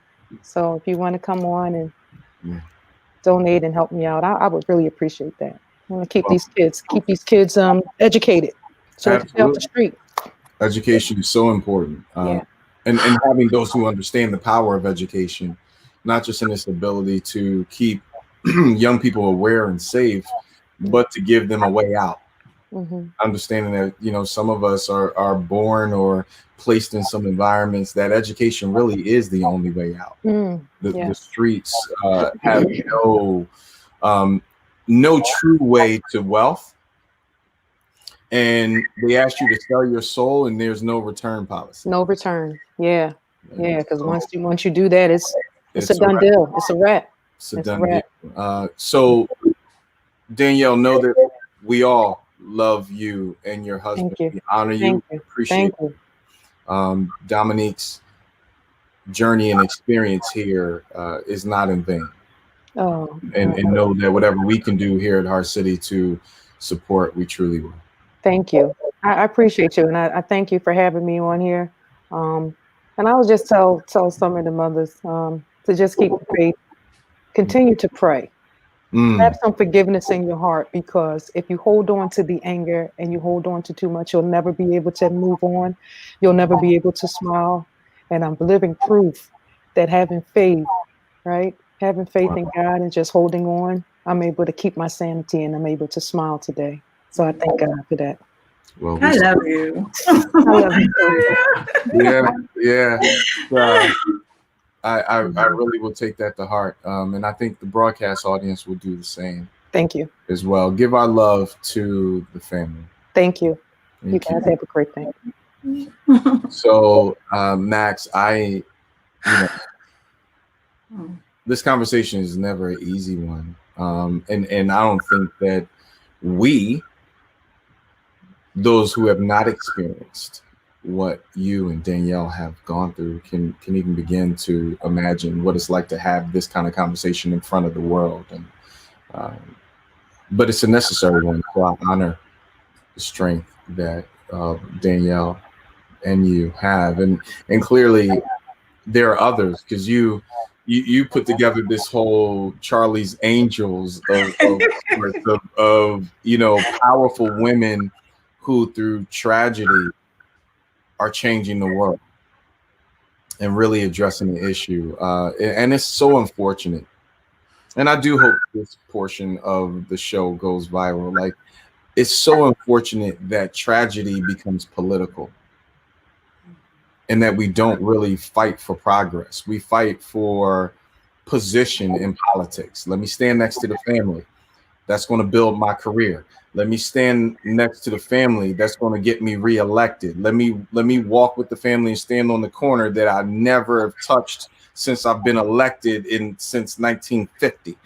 But now I'm on this corner and I'm telling y'all stories about how hood I was and how, connected to the street I was, and we don't know you. None of us know you because your footprint of work does not extend here. It's unfortunate that we're still having funding conversations with organizations that are really doing the work. And it's not to knock government programs and some of those things, but maybe we're misallocating funds, which is why we're having the issues we're having, because rather than funding all of the folk who are doing the work, we rather fund our friends politically. And children's lives being lost in the process. You brought it on yet another superstar in the space, Williesha Robinson-Bethel. All of you have gone through some pretty trying times. Williesha, it is an absolute honor to have you with us today on Heart City. Welcome home. Thank you. Williesha, you, like Max, like Danielle, have gone through a journey that I'm sure none of you would wish on any mother or father. Your son William was shot on Easter Sunday, I believe. Yeah. If there were any words that you could tell elected officials who missed the mark in handling the business of progress around reduction of gun violence, who have postured too long when it comes to funding and creating provisions for programs such as yours and Max and Danielle's, from your heart to theirs, what would you say to them in this moment right now where we've already increased our murder rate beyond projected proportions? This is real. We are losing our youth at a rapid pace. And if something isn't done fast, it's just going to get worse. As it has gotten worse since 2018 when my son was murdered. We're almost double that number, which is awful. And it's not just affecting the family, the immediate family, it affects the community. And there's a lot of people that are being hurt, and hurt people hurt people. And I believe education is key to it all. If we can get into these schools and speak with these children and educate them, they would know that there's more than what's outside of their front door than a gun. Wow. You said something that many of us use, Max, oftentimes as a cliche of sorts. It's very easy to have it roll off the tongue. Hurt people, until you've experienced some of the worst hurt that people can actually hurt you with, right? Then it hits a little different. Mm-hmm. Max, if you could sit in front of the individual who brought that level of hurt home, what would you say?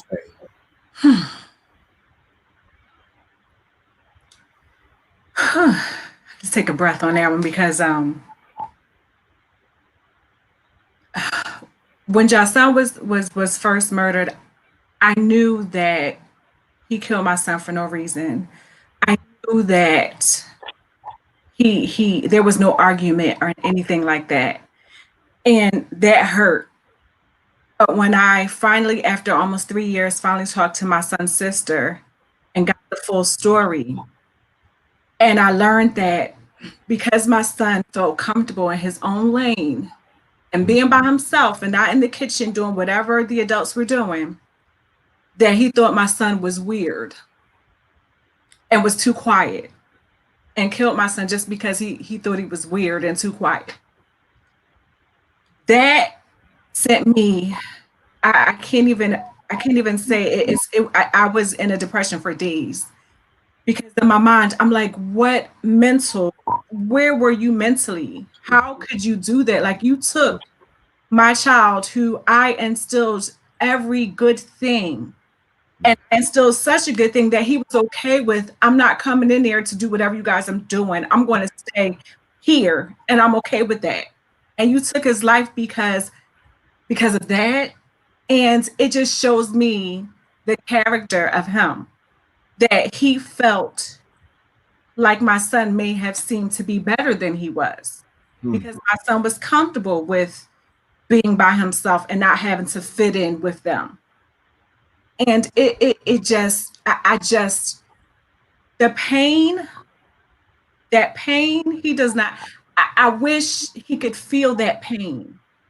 And every day I say, I hope he's in his jail cell and honestly being tortured by what he did. But he will never feel the pain that I feel every single day. The anniversary is coming up, and I can't tell you how I'm fighting to get through this depression that I know I'm about to go through. Yeah. Because the anniversary is coming up, and I have to deal with this every day of my life. And they don't understand the pain that a mom has to go through every single day, missing a piece of your heart that you will never, ever get back, ever. In a time when he was I feel like he was graduating, he got accepted into colleges. This is what we worked for. And you took all of that from me, all of that. And that hurts so much, so much. And I hope that his heart is being tortured, but it'll never feel the way mine's feel, ever. That's powerful and real.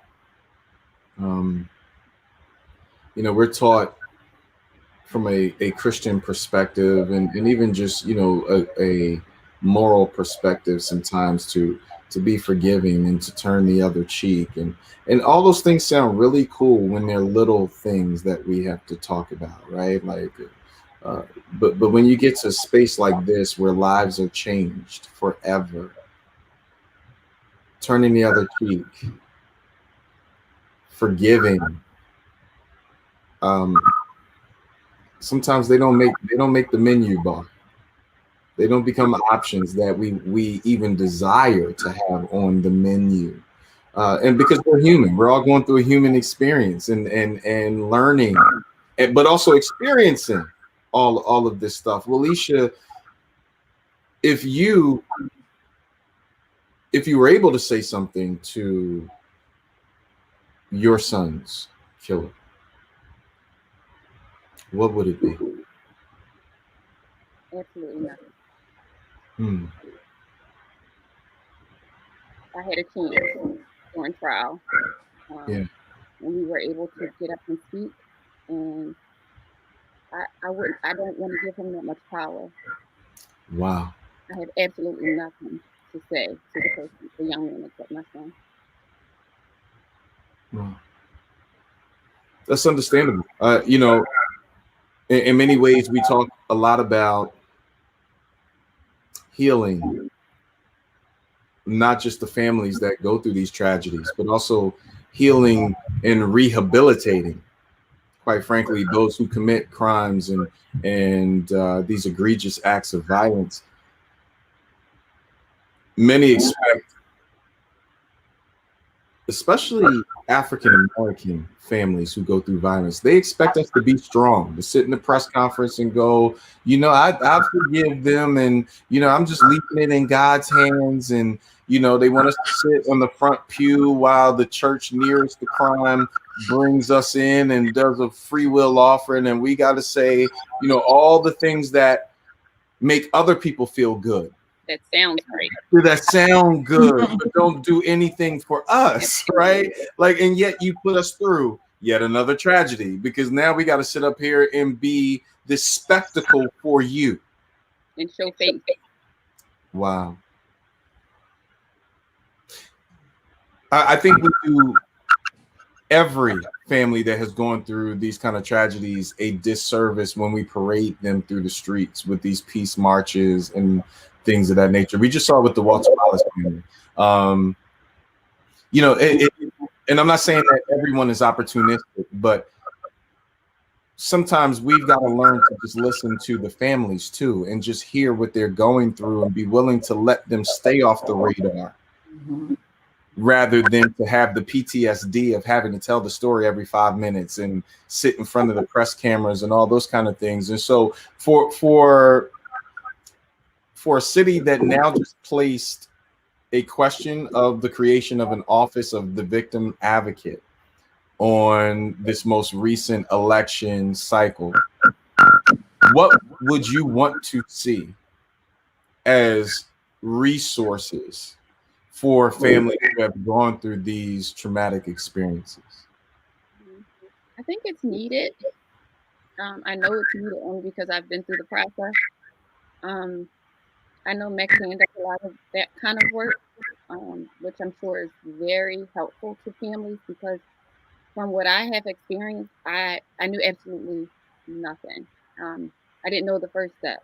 I didn't know that because he was in the hospital, we still had to go to the morgue and claim his body. I had no idea. Somebody had to actually call me and say, hey, you have to go and claim his body. I didn't know. As far as funeral homes and things like that, I had no idea. As far as the funding that they offer, I had no idea. So I think those things are needed, and we need trained professionals to step in and listen. You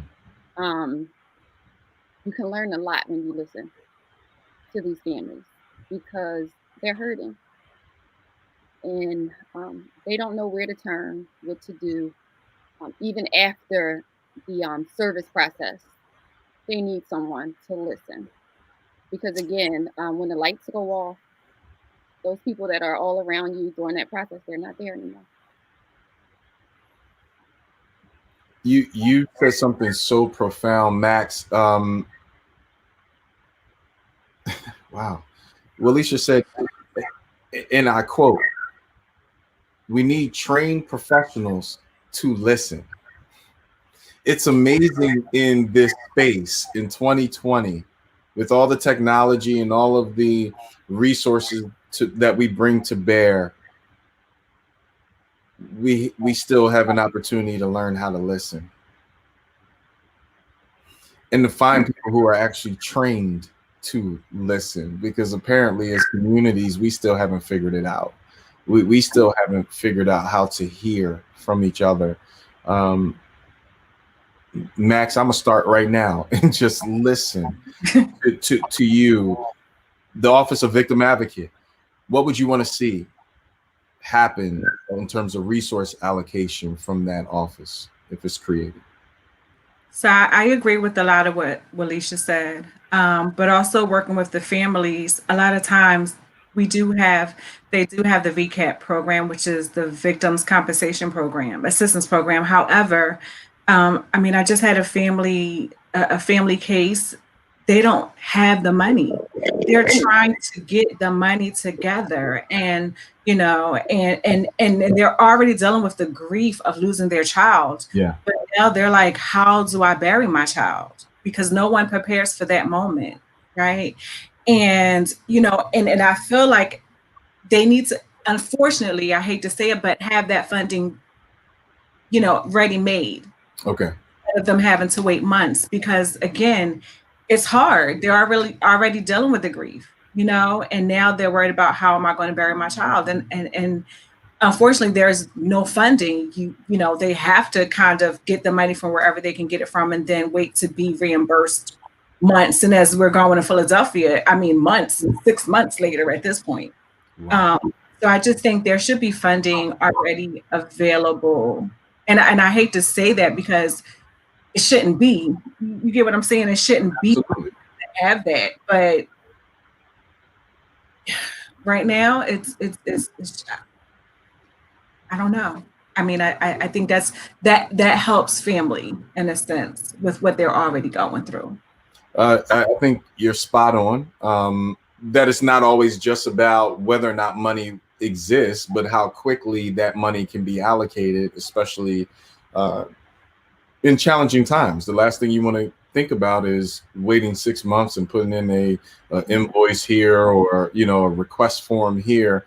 But more importantly, having things that are instantaneous or at least expedient in nature while you're dealing with such a life-changing time. So Brenda Lee said, look, I'm so proud of you ladies for being so full of strength and courage. My heart goes out to you, and I will keep you in my prayers. I love you. I think Brenda's comment reflects the broadcast and what we all feel. Nikki Williams says, great job, Wei Wei. I'm not going to tell whose person she was talking to, but somebody just cracked a smile in the right side of the screen. So I'm going to come back to you, Williesha, and say the WillBe Foundation is doing tremendous work. Really quickly, break down in the next 2 minutes, you know, some of the great work that's happening in the space and how people can follow you, support you, and get engaged with the foundation. So my foundation is the WillBe Foundation. It stands for Will Be Successful, Will Be Supportive, Will Be Educated, and Will Be Heard. Because oftentimes we hear from politicians, we hear from school teachers, police officers, but rarely do we hear from our youth. I think it's very important, as I've been saying during this whole interview, to listen, because you don't know what these children are going through. Like, so we try to encourage young men to listen. One of the things that we do is a bike giveaway. We weren't able to do it this year because of everything that's going on, but last year we were able to give, I think about 22 bicycles to young men between the ages of 11 and 17 that spoke up about gun violence and gave ways of how they felt it could be combated. We also do a flag game once a year. It's called Play for Peace. Okay. We get children from all different communities to come together and play football. Yeah. That was one of the things that William loved, as well as bike riding. So I try to use his passions and give them back to our communities. This year, I think we had about close to 40 children that actually came from different schools all over the city that wanted to play. I wasn't even going to do it. I was like, you know what? With this pandemic and everything going on, I don't think it's okay. I got calls from the school, from the teachers, from the students, and said, hey, we need this. And it was very successful, and it has been. I also host a women's empowerment brunch. It encourages, we do things like encouragement. We have different speakers that come out and speak and talk about all different things that women go through on a day-to-day basis to empower them and encourage them and learn a lot about mental health as well.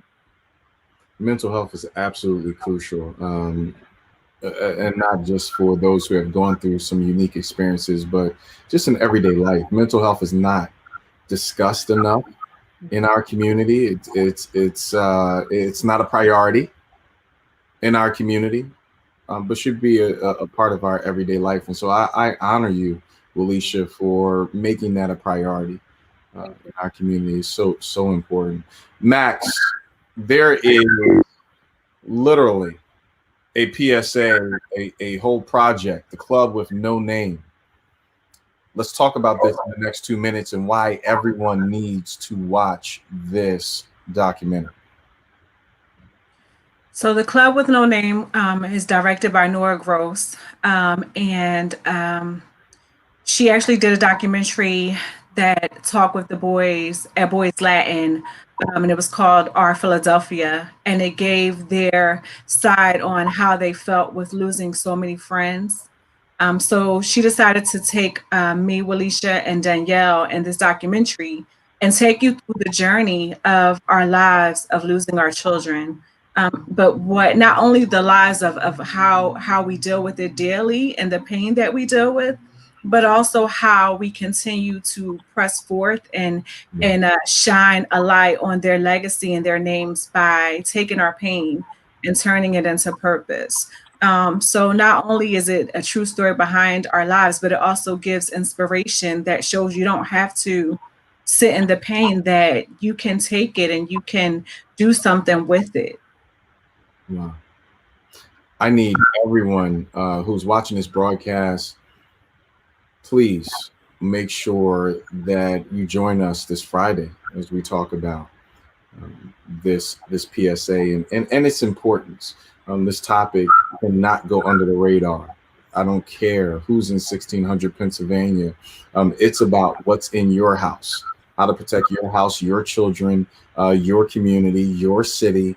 And all of those things happen when we get together locally to make a difference. I'll tell you, all politics is local, but all change begins locally. If we're not supporting each other, there's nothing that 1600 can do to address these issues. Our comments go without saying. Brenda Lee says, you know, Black girls rock. Absolutely, they do indeed. Vonda Bowser says, awesome interview, Way and Danny. Quasha 13 says, great show. Thank you. She also says, I follow Danielle on IG. She has a beautiful voice. So we're going to make sure to our broadcast audience that you're supporting all three of these organizations. We'll put their handles, social media handles, on our social media pages as well, along with the projects that they have in the space. And I need each one of you to know, Danielle, Max, and Williesha, we love you. We honor you. We appreciate you.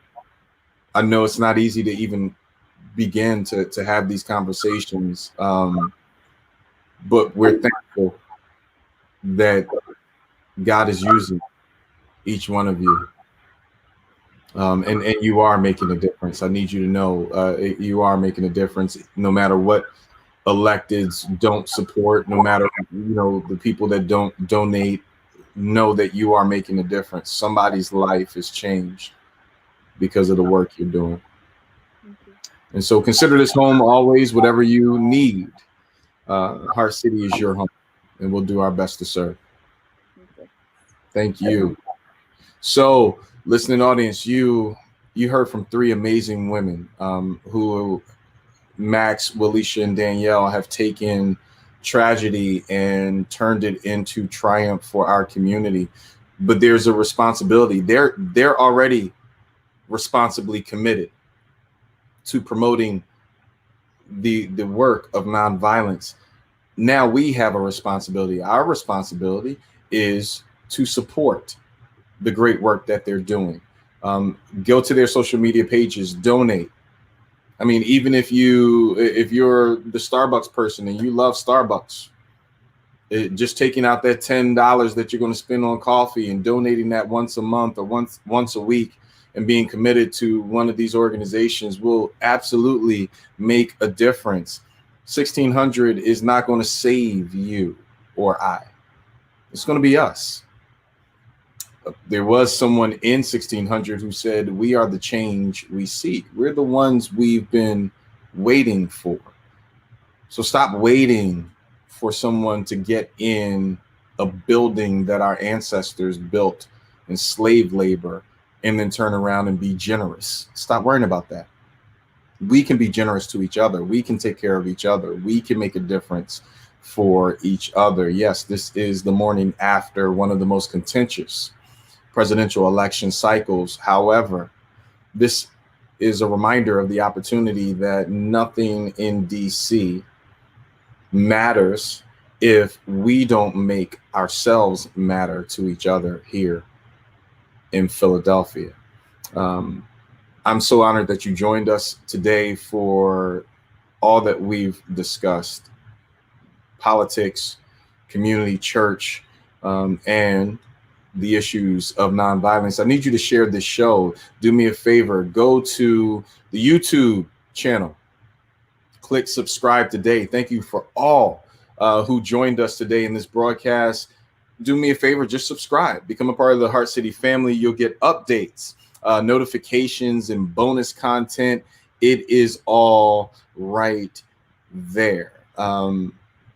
You subscribing, you supporting helps to make a difference. It's not about us, but about the voices that we're able to bring you every week. You can follow us on social media, Heart City TV, Twitter, Facebook, and Instagram. And now, the Now Network. We are now broadcasting to over 56 million subscribers through the Now Network. You can find the Now Network online and through cable. So if you have cable, and if you're in Texas and some of the other cities, you can find all of those cities that we're now broadcasting in on HeartCityTV.com. So tell a friend, tell a family member that they can support us through television as well. We also broadcast on Intellistat, which takes us into Africa and 13 other major countries. We're excited about what the Creator is doing with us in our ability to expand and put a spotlight on what He's doing with you. And so with that said, I need you to feel beautiful, look beautiful, and act beautiful. Why? Because you truly are beautiful. I'll see you next week.